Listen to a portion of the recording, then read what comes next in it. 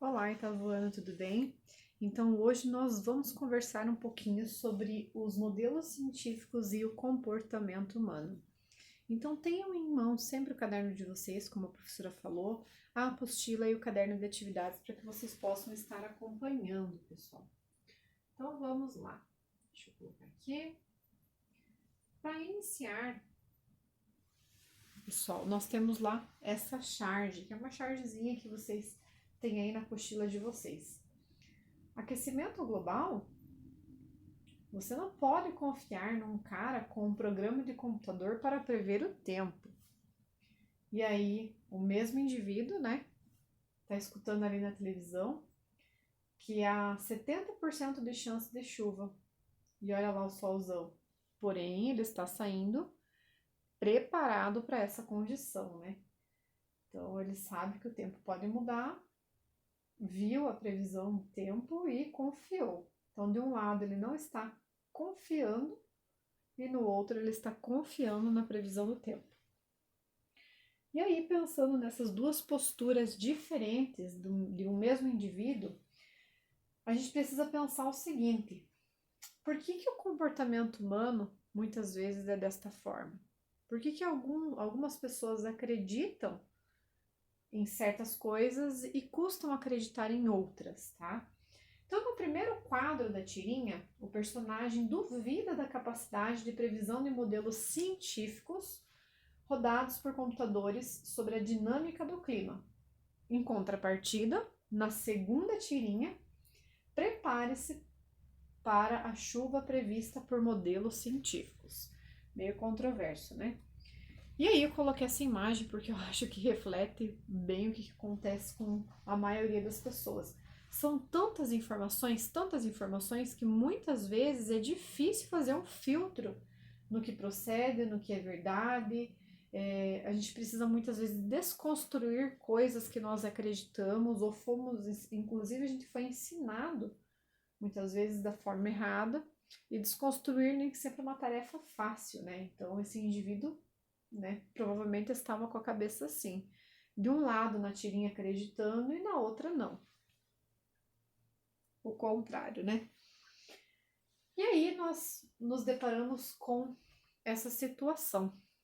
Ciência versus crenças. Essa situação reflete algumas características como a dificuldade de convencimento quando os argumentos utilizados vão contra as nossas crenças.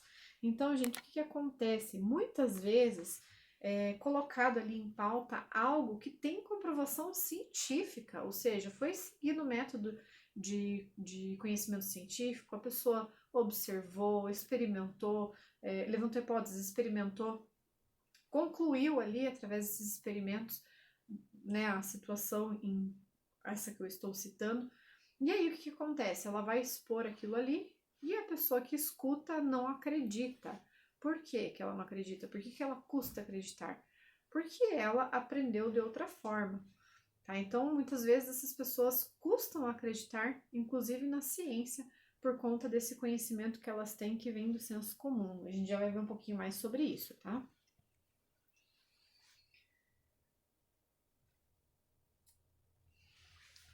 Se uma pessoa não acredita que esteja havendo um aquecimento global, torna-se mais difícil convencê-la apresentando fatos e argumentos. Se essa pessoa ela já está convicta daquilo que ela está pensando, daquilo que acredita, gente, dificilmente ela vai se convencer do contrário. Algumas pessoas acabam lendo, pesquisando, indo atrás de informação e aí chegam à conclusão de que realmente estavam erradas e aí passam a pensar de uma forma diferente. Mas são poucas as pessoas que realmente vão atrás, pesquisam, tá? A maioria dos indivíduos já tem um conhecimento ali e custam acreditar, por mais que sejam apresentados fatos e argumentos. E nós nos deparamos, gente, com várias situações envolvendo isso, tá? Crença versus ciência. E o que é o senso comum que a professora falou? É o modo de pensar da maioria das pessoas. São noções comumente admitidas pelos indivíduos. significa o conhecimento adquirido pelo homem a partir de experiências, vivências e observações do mundo, tá? Então eu observo aquilo, eu aprendo determinada coisa, aí eu ensino para o meu filho vai ensinar para o meu neto, e aquilo não está necessariamente errado, mas muitas vezes não está também completamente correto. E aí existe a ciência para levantar hipóteses, para testar e para concluir se aquilo ali procede ou não, tá? Então, o senso comum é isso. É o modo de pensar da maioria das pessoas. As pessoas acreditam em algo e muitas vezes estão convictas daquilo, e aí a ciência vem para desmistificar e desconstruir algumas coisas, tá? E aí aqui eu coloquei 2 exemplos muito populares, bem comuns. Um deles, né, diante aí do que eu expliquei sobre o senso comum, trata-se de um mito. Então, muitas pessoas juram de pé junto que conhecem alguém ou que já ouviram falar sobre a história de alguém que acabou morrendo porque tomou leite e comeu manga, tá? Isso não é verdade, é um mito. Mas as pessoas, né, provavelmente vocês já ouviram isso. Por quê? Porque é um conhecimento que se passa de geração para geração. E muitas pessoas têm muito medo, têm pavor e inclusive evitam de consumir as duas coisas juntas porque acreditam de repente que pode ter algum tipo de consequência grave. Agora, algo do senso comum e que é utilizado e que é milenar aí é o chá de camomila, tá? Então, a gente escuta desde lá de quando a gente é pequenininho, as nossas avós utilizam, as mães utilizam o chá de camomila. Então, quando a criança é pequenininha, ela já consome, porque tem propriedades calmantes. E como que as pessoas chegaram à conclusão disso sem uma pesquisa científica, e elas realmente estavam certas e depois foi provado que aquilo era real? Porque elas foram consumindo e perceberam, gente, que o chá de fato trazia esse benefício calmante, né? E aí, várias pessoas foram utilizando e observando esses mesmos benefícios, até que alguém, observando esse fato, decidiu contestar aquilo, decidiu provar que aquilo era realmente verdade ou então descartar essa possibilidade e fez testes, experimentou, observou, analisou substâncias e realmente concluiu que tem propriedades calmantes, tá? Então, nem sempre o senso comum está errado. O que está errado é você não levantar hipóteses sobre aquilo, você não questionar aquilo e você aceitar aquilo como uma verdade única e absoluta, tá? Então a ciência ela vem justamente para isso, para que a gente realmente questione, para que a gente pesquise, para que a gente leia, para que a gente compare artigos científicos, para daí sim ter uma ideia sobre o que é de fato, o que representa de fato determinada situação. Então aqui eu trouxe 2 exemplos do senso comum, um exemplo que, né, mostra ali um mito e o outro que representa algo que veio do senso comum, que é verdade. Reações típicas das pessoas que preferem ficar somente com o senso comum, não contestam e inclusive não gostam de ser contestadas, tá? Elas alegam que os fatos não passam de mentiras, ser uma tentativa de manipulação, elas acreditam estar sendo manipuladas de certa forma, e também alegam que as pesquisas são promovidas por interesses financeiros ou pessoais de pesquisadores. Então, por exemplo, eu prefiro acreditar nisso, tá? E eu não acredito que ocorra o contrário. E se alguém, de repente, vir me mostrar que eu estou errada, eu não vou acreditar, porque com certeza tem algum tipo de interesse por trás. Essa pessoa vai estar recebendo para estar pesquisando sobre isso e me falando que eu estou errada, tá? Então existe muito disso, mais do que a gente imagina, tá? Então essas pessoas que já estão convictas de algo, muitas vezes têm esse tipo de reação. São reações típicas de pessoas que preferem ir pelo senso comum e acabam não acreditando assim na ciência. E a gente fala tanto de ciência, né? Mas o que significa ciência? Essa palavra deriva do latim scientia, tá? Cujo significado é o conhecimento ou o saber. Gente, quando nós estamos falando de ciência, nós não estamos somente nos referindo às ciências biológicas, ao que vocês aprendem, por exemplo, na minha disciplina.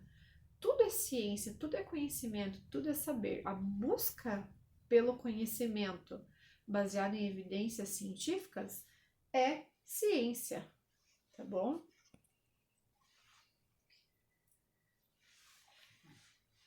E não apenas ela. A ciência, e não apenas ela, é um campo de disputa entre pessoas com ideias diferentes.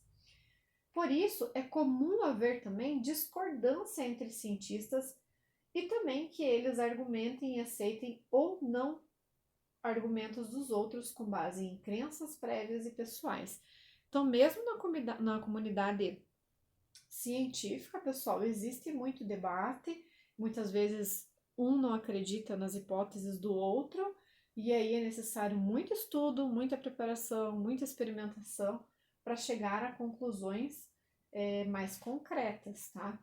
Então, mesmo em meio à comunidade científica, às vezes há discordância. O que é o campo científico? O campo científico tem avançado justamente pela possibilidade desses embates e por necessitar convencer a maioria da comunidade científica, que consolida então um modelo científico. E quem é a comunidade científica? Compreende um grupo de pessoas específicas na sociedade que se propõe a desenvolver ciência em prol do avanço tecnológico na sociedade. Então, o que acontece aqui, gente? Existem situações que a gente necessita da ciência, tá? Por quê? Porque a gente precisa convencer as pessoas ou a sociedade de algo, ou então em prol do avanço tecnológico e do avanço, por exemplo, na medicina. Tá? Então, quem que é a comunidade científica? Médicos, biólogos, né? Os pesquisadores de maneira geral, cientistas, né? Representam a comunidade científica. Então, eles pesquisam, levantam informações, publicam essas informações, e essas informações são divulgadas para a sociedade, tá?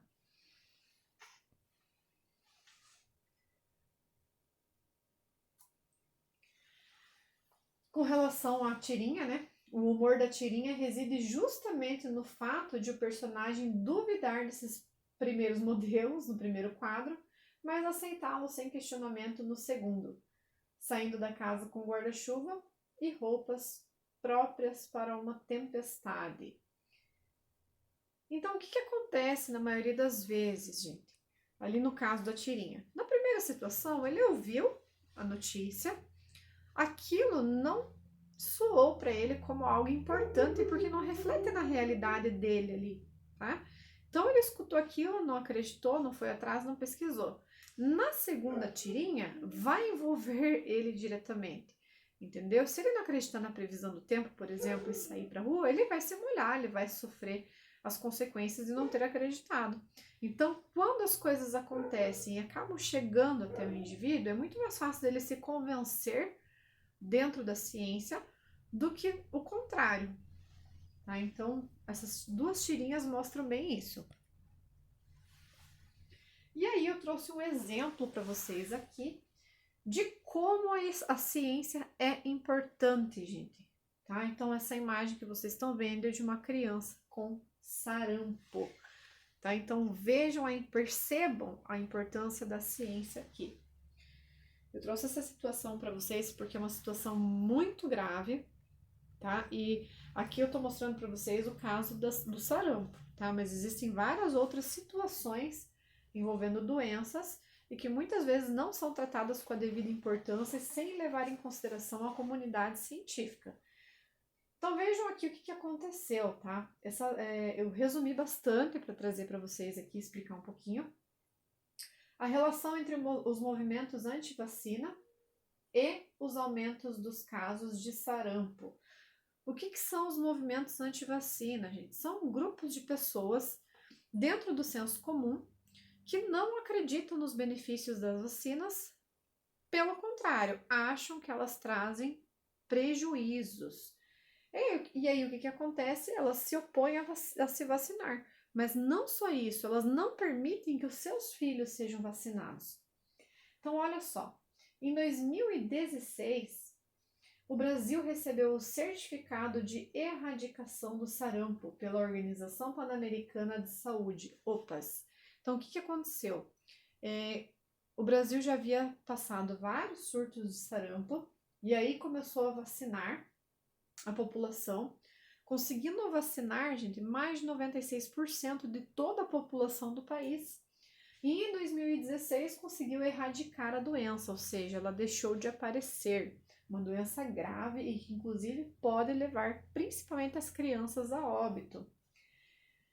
Acontece, gente, que o movimento anti-vacinas, que não tem uma origem muito determinada, ganhou fôlego ali a partir de 1998, quando o médico Andrew Wakefield publicou na revista né, americana lá, sobre a vacina MMR.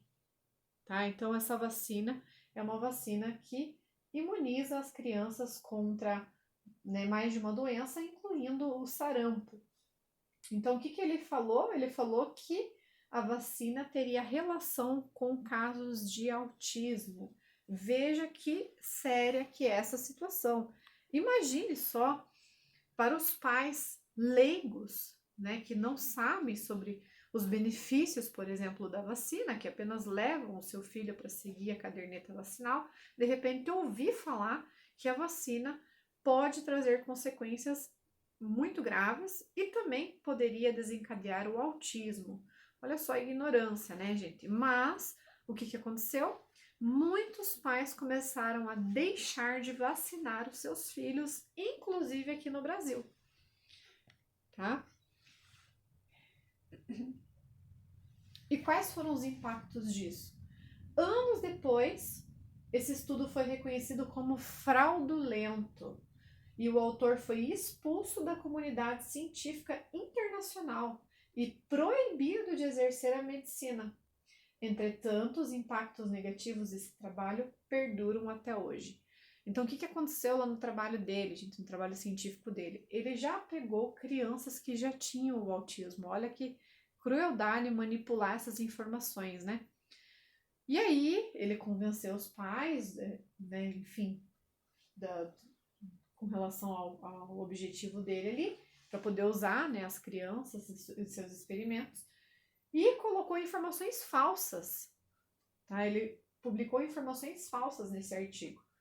E aí, lógico que mais para frente foi descoberto que era um artigo fraudulento, porque vários outros cientistas, como eu falei para vocês, a comunidade científica também discute e debate o conhecimento científico, descobriram que era algo fraudulento, mas os impactos perduram até hoje.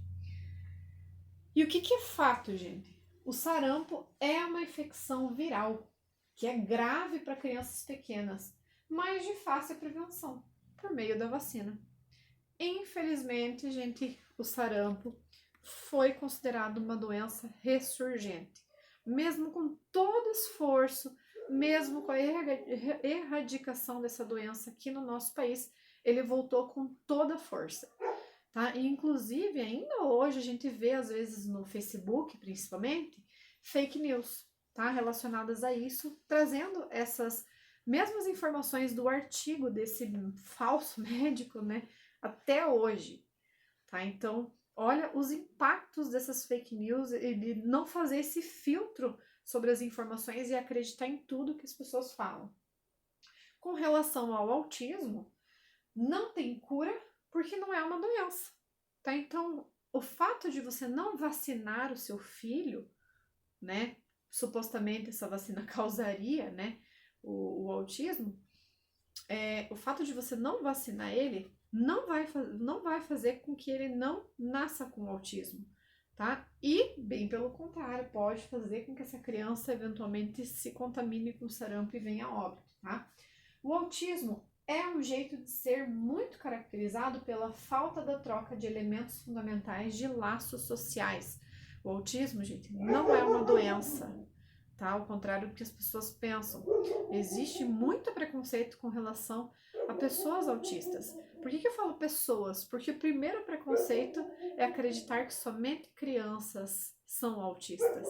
Eu não vou falar que elas têm autismo ou que elas têm um transtorno mental, tá? Porque existem diversas características e é muito complicado a gente falar sobre isso sem o conhecimento, porque muitas vezes a gente acaba indo para o preconceito sem perceber. Mas algumas características, né, e que variam de criança para criança, e isso também tem muita influência com relação ao estímulo que os pais prestam a essa criança. Dificuldade de comunicação, falta de interação social e de contato visual, hiperfoco, então um super interesse por algo específico. Em algumas situações são sensíveis a muitos estímulos, como luz e som, e acabam ficando mais nervosos com relação a isso. Mas como eu falei, isso aqui varia muito de criança para criança, são algumas características, tá? E aí eu quis trazer para vocês essa imagem. O autismo não é doença, é apenas uma diferença, tá? Então o dia 18 de junho é o dia do orgulho autista. E aí eu trouxe essa aqui também.